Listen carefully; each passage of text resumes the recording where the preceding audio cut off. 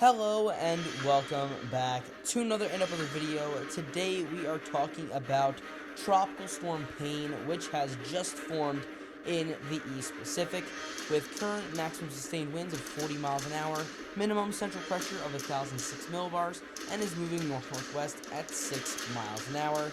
We're going to go through this pretty quickly because this storm is going to be primarily a fish storm, but there is some impacts that could be felt in areas of the Pacific, such as Socorro Island, San Benedicto, as well as maybe Isla Carrion.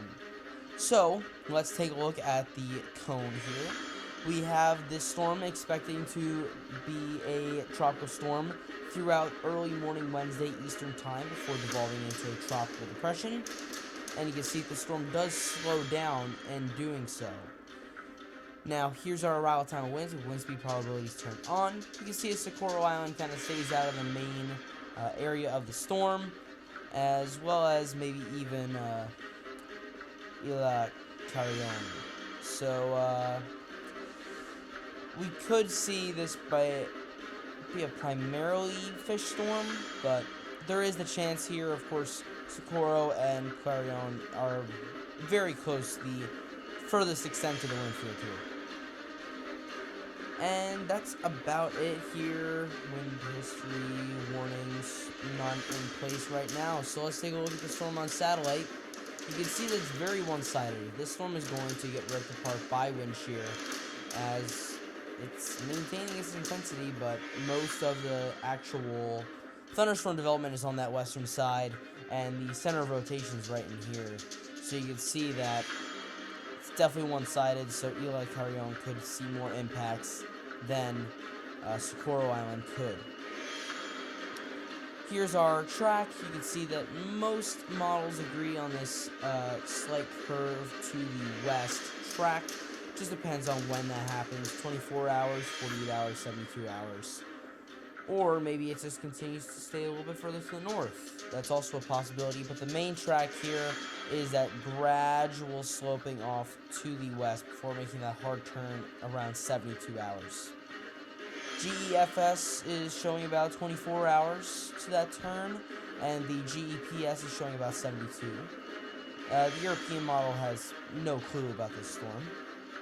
And our intensity guidance is showing the storm kind of maintaining its strength as a low-end tropical storm before eventually dropping off to a tropical depression sometime in the next 48 to 60 hours. The HWRF hurricane model is showing this storm peaking out at about 1,003 millibars and has the storm really dissipating here. Let's see here. Right around at 1,011 millibars. And if we go back here and look at our wind speeds, we will see that the storm is going to peak out here at 45 knots, so 50 miles an hour. And that's about it. Here's Socorro Island, here's Isla Clarion, and there's San Benedicto. So maybe the worst of the winds can be felt in Isla Clarion, and that's about it. Probably the worst wind speeds there is about 30 knots, so maybe 35 miles an hour. And our HMON has the storm peaking out at 1,003 as well, I believe. And again, has that storm weakening off significantly after that. And our wind speeds here, let's take a look-see. We can see that the storm peaks out at about 36, so about 40 miles an hour. And probably the worst here, again, being Isla Clarion at about 35 knots, so about 40 miles an hour maybe.